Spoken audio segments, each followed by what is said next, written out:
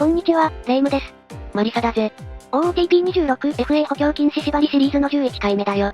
今回は4年目、2029年シーズンを進めていくぜ。改めて、今季はこのメンバーでポストシーズン進出を目指していくよ。今季からスタメンに入るギレン、ターリーがどれくらいの成績を残すかも楽しみだな。それじゃあ早速、6月終了時点まで日程を進めていくよ。はい、7月1日まで日程を進めたよ。ここまで82試合を終えて、アスレチックスは44勝38敗でなんと地区首位。4月は10勝15敗とつまずいたものの、5月6月で11の貯金を作って首位に浮上したよ。投手陣の成績はこんな感じ。先発転向のマカルー、トレードで加入のバイズがチームトップクラスの活躍を見せているぜ。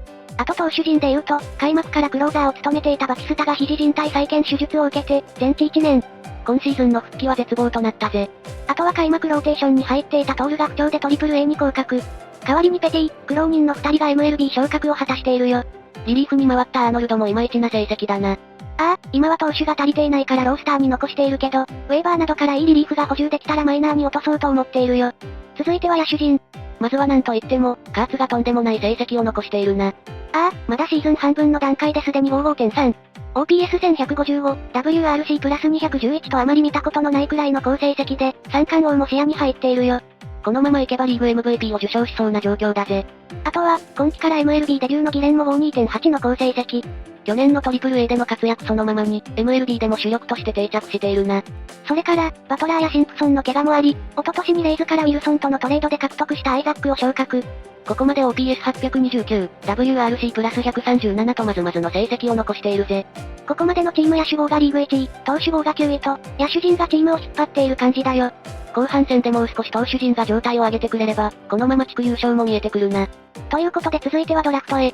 今年の1巡目指名権は、全体17巡目だぜ。その全体17位で獲得したのが、投手のジョシュ・シンプソン。すでに MLB レベルの能力を持った、21歳のリリーフ投手だな。リリーフを1位で指名するなんて、かなり珍しいんじゃないか？他にピンとくる選手がいなかったというのが大きいけど、ここから数年が勝負期と考えると、即戦力になれる選手を取るのもいいかなと思って指名したよ。野手陣のレギュラーも固まりつつあり、先発陣も充実してきているから、あとはリリーフを強化したいところだったからな。今シーズンからすぐにでも MLB で起用する予定で、能力的にもいきなりクローザーを任されるんじゃないかと思っているよ。そうなると、デビュー前の契約延長も考えておいた方が良さそうだな。そもそもリリーフだし、デビュー前に延長交渉をしたらかなり安く済ませられるんじゃないかと思うから、10年以上の契約で囲い込んでおこうと思うよ。本当に評価通りの能力を持っているかリスクはあるが、一応スカウト制度は最高値になっているぜ。続いて2巡目も投手のヘクター・レイエス。さっきのシンプソンと同じ21歳の即戦力リリーバーだぜ。正直1位、2位連続でリリーフを取るのはどうなんだとは思うし、実際先発投手や主軸を打てそうな打者も物色していたんだけど、やはりピンとくる選手がいなかったから、いっそリリーフを超強化しようということになったよ。先ほどのシンプソンよりは劣るが、彼もいきなり MLB で起用しても良さそうなくらいの能力だな。彼は今年デビューさせるかは微妙だが、早い段階で昇格させようと思っているよ。そして3巡目は外野手のネイト・メリット。キャップパワーと走力が高く、二塁打を量産してくれそうな能力だぜ。2巡目でも彼が指名候補に上がっていたが、両翼タイプの外野手は溢れがちなので見送っていたところ、3巡目でも残っていたので指名したよ。選球眼も悪くないし、順調に成長して上位打線を打ってほしい選手だな。続く4巡目は投手のマイク・キャノン。コントロールの評価が高い、南東派の先発投手だぜ。正直こういうタイプが無事成長するイメージができなくなってきているけど、残っている選手の中では一番いい先発投手だったから指名したよ。そして5巡目がキャッチャーのブラッドハース。23歳の即戦力キャッチャーだぜ。このポテンシャル評価の通りなら間違いなく正捕手候補だけど、OSA レーティングの方だとポテンシャル評価49になっているよ。ただ、守備の評価は高く、最低でも控え捕手としては十分な選手になってくれそうだな。年齢的にもすぐに頭角を現してほしいところだよ。ということで今年のドラフトはこんな感じ。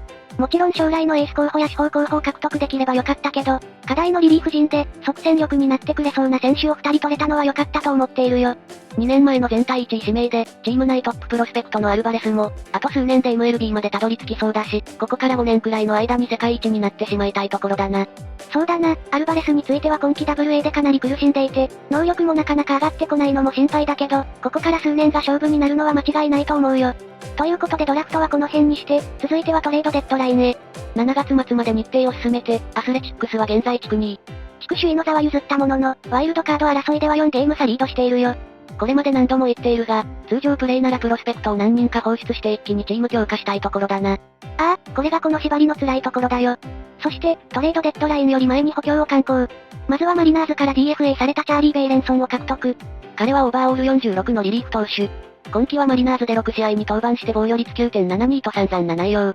ただ、今季ここまでO- のアーノルド、ホッピよりもマシな能力ということで獲得したよ。そしてリリーフ陣にさらなる補強。先ほどドラフト1位で指名したばかりのシンプソンと、来季からの12年契約を締結したよ。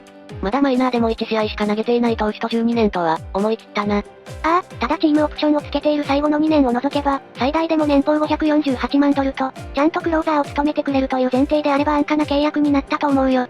ちょっと活躍してからだとこの額では延長できないだろうからな。ということで、契約延長後すぐに MLB へ昇格。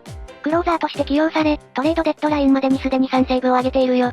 なかなか例を見ない早期昇格だが、このまま引退までクローザーで、チームのレジェンドになるくらいの活躍を見せてほしいところだぜ。さて、改めてトレードデッドラインに戻ろう。今年は打っておきたい選手はいるのか？いや、積極的に放出したい選手はやはりいないよ。ただ、契約が残り2年半のシンプソン、マイヤーや、残り3年半のマンシーは、対価次第ではひょっとしたら放出も考えるかもしれないよ。バリバリの主力だが、放出じゃなくて契約延長は考えないのか？もちろんそれがベストだが、試しに交渉してみたところ、3人とも年平均1500万ドルから2000万ドル程度の契約を要求されて、厳しいと判断したよ。なるほど、まあ妥当な要求だとは思うが、予算が2億ドルにも届いていない貧乏球団の我々だと、年俸1500万ドルから2000万ドルくらいの選手を10人雇うと、それだけで予算を使い切ってしまうからな。主力級と年平均1000万ドル台前半で長期契約するには、やはりデビュー前やデビュー初期に交渉しないと難しいのかもしれないね。そうだな、そう考えるとスミスやカーツとの契約延長はうまくやっていると思うぜ。ということで、今季デビューでここまで O3.0 の活躍を見せているギレンとの契約延長も試してみたが、すでに年平均1800万ドルの契約を要求されたよ。FA まであと5年は保有できるから、一旦見送るとするか。そうだな。ということで改めて、主力の選手でもいいオファーがあれば放出も考える、というような感じで色々交渉してみるよ。それじゃあデッドライン終了までスキップだぜ。はい、トレードデッドラインが終わったよ。今年成立させたトレードは1件だぜ。成立したのはロイヤルズとのトレード。このトレードは戦力強化というよりは、サラリーダンプ目的のトレードとなったよ。放出したのは、外野手のローレンス・バトラー。ゲーム開始時点からすでに主力だった選手で、2年前には30本塁打を放つなど、強打の外野手として活躍していたぜ。去年のポストシーズンでもワイルドカードシリーズ突破に貢献してくれたな。ただ放出するに至ったのは、ここ2年成績が低下していることと、昨シーズンからリーグ平均以下の打撃力になってしまっていたな。そして最大の理由が、彼の残り3年半の契約。ゲーム開始時点からすでに結ばれていた、2032年までの長期契約だな。契約後半になるにつれて高額になるよう設計されていて、来年が1440万ドル、再来年が1640万ドルと、我々には負担の大きい契約となっていたよ。最終年はチームオプションがついているとはいえ、近年の成績を考えると放出は妥当と言えるかもしれないな。ああ、今季昇格させたアイザックがここまで悪くない成績を残しているのも決断を後押ししたよ。守備面は不安が残るが、攻撃面は問題なさそうだな。それじゃあレギュラーシーズン終了まで日程をスキップするよ。今シーズンはポストシーズン争いの様子もスキップして、一気に結果を発表する形にさせてもらうぜ。では9月末まで早送り。はい、レギュラーシーズン終了までスキップしたよ。気になる結果はご覧の通り。見事はリーグ西地区を制し、ポストシーズンに駒を進めたよ。最終的にレンジャースと同率になったが、直接対決で勝ち越していたみたいで、なんとか優勝できた感じだよ。プレイオフの組み合わせはこちら。シード順位は3番目ということで、ワイルドカードシリーズでワイルドカード3枠目のエンゼルスと対戦。エンゼルスは今季西地区3位のチーム。ただ、アスレチックスとはわずか1勝差だったんだな。今季はチーム野手防リーグ11位、投手防リーグ6位と、投手陣中心のチームのようだよ。そして打線の中心が3番を打つクリス・ピーターソン。彼は昨年のドラフトで全体3巡目で指名されたばかりの選手。今季がルーキーイヤーだったが、いきなりリーグ3位の57.5を記録している、今後 MLB 全体でもトップレベルの存在になりそうな選手だぜ。同地区だし、今後強敵として立ちはだかってきそうだな。対してアスレチックスのメンバーはこんな感じ。